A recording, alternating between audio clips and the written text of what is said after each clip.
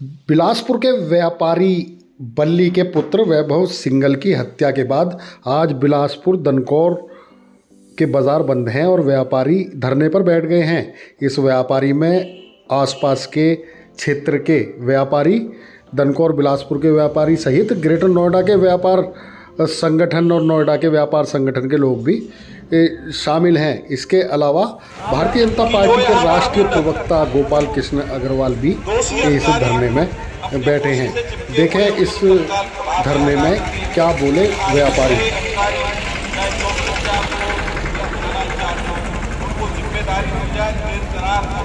भेजे जाए और उस पर क्या पुलिस प्रशासन का जो भी अधिकारी आकर के रिपोर्ट दे कि जो भी कार्रवाई हुई है उसे आगे बताएं।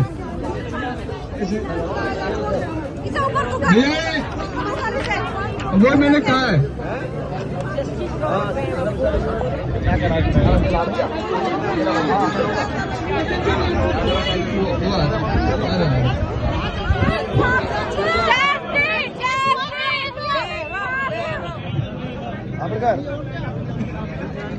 पुलिस वाले दांत काट रहे हैं। पहुंच गई है, मथुरा पहुंच गई है या फिर इस साइड में पहुंची है या कहाँ पहुंची है कैसे नहीं। अगर जो हत्या करने वाले लोग हैं वो इतने शातिर हो सकते हैं, प्लानिंग मर्डर कर सकते हैं वो, तो हमें तो आज तक हमारी बच्चे की बॉडी नहीं मिली है, तो हमें तो ये भी संदेह है कि हमारी बच्चे की बॉडी के साथ भी कुछ ना कुछ काट पीट करके उसे कहीं ना कहीं कुछ और जगह भी हो सकती है वो, ठीक है। उसके साथ में क्योंकि जो संदेह और जो मतलब जिन पे जो इसके दावेदार हैं, जिन्होंने कर्म करा है, ये कांड करा है, वो इतने शातिर दिमाग के हैं कि उन्होंने पूरे प्रशासन को, पूरी पुलिस को, पूरे इतने माइंडेड, इतने दिमागदार लोग सारे सब यहाँ बिलासपुर, दनकौर स्टेशन, सिकंदराबाद, जहां तक भी खबर, सड़कों पर उतरकर यहाँ पर बैठकर अपना आक्रोश व्यक्त करना पड़ रहा है।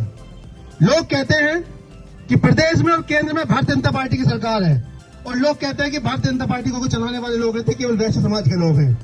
इससे बड़ा दुर्भाग्य क्या होगा कि 7 साल से उत्तर प्रदेश में बीजेपी की सरकार है, वैश्य समाज की सरकार कही जाती है और सबसे ज्यादा अत्याचार अगर किसी समाज पर हो रहा है तो केवल और केवल वैश्य समाज के लोगों पर हो रहा है। हम यहाँ बैठकर अपने बच्चे की डेड बॉडी की डिमांड कर रहे हैं। ऐसी नौबत क्यों आई कि हमें अपने बच्चे की डेड बॉडी का इंतजार करना पड़ रहा है? क्या वैश्य समाज इतना कमजोर है? आप मुझे बताओ। इसका मतलब आप अपनी ताकत भूल चुके हो। आपने अपना जमीर गिरवी रख दिया।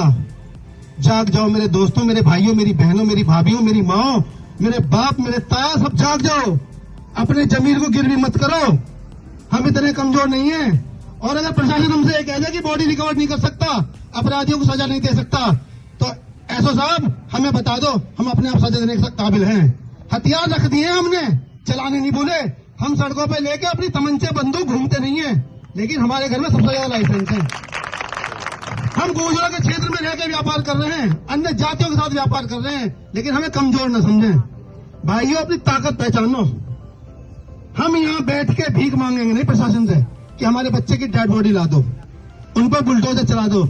आपसे चलता हो चला दो, नहीं चलता हो तो आप सरेंडर कर दो, हम अपने आप देख लेंगे हमें क्या करना है। पुलिस प्रशासन, मोदी जी, योगी जी हमें बता दें कि हमारे बस की सरकार चलाने नहीं रही। लोकसभा के चुनाव आ रहे हैं, जब वोट मांगने का नंबर आता है तो सबसे पहले व्यापारियों को हाजिर लगाने आता है विधायक, सांसद, किसी वैश्य समाज को मुझे समर्थन मिल जाए। और उस समर्थन के बदले हमें क्या मिलता है? गालियां और गोलियां। गालियां भी मिलती है, गोलियां भी मिलती है। तो भाई क्यों समर्थन देते हो? आज 9 दिन हो गए, क्या करा आपके सांसद ने? क्या करा आपके विधायक ने? विधायक जी अपनी बेटी की शादी में व्यस्त थे, सांसद जी चुनाव प्रचार में व्यस्त थे। अरे जिस वैश्य समाज के दम पे आप विधायक और सांसद बनते हो, आपके पास उस समाज के लिए समय नहीं है। और अभी चुनाव आ रहा है, मैं दिखा दूंगा सांसद जी यही हाजिर लगाते मिलेंगे सुबह से शाम तक। और वैश्य समाज सांसद विधायक के झूठे कम उठा के अपनी शान समझेगा। यह जी आज सांसद जी मेरे घर चाय पीने आए, अरे हमें ना पिलानी चाय, बताओ, हमें आवश्यकता नहीं है आपकी। सांसद जी नोएडा में कहते हैं मैं वैश्य हूँ, मैं शर्मा नहीं हूं, मैं पंडित नहीं हूं, मैं बनिया हूं। जब बनियों पे अत्याचार होता है तो सांसद जी दूर दूर तक दिखाई नहीं देते।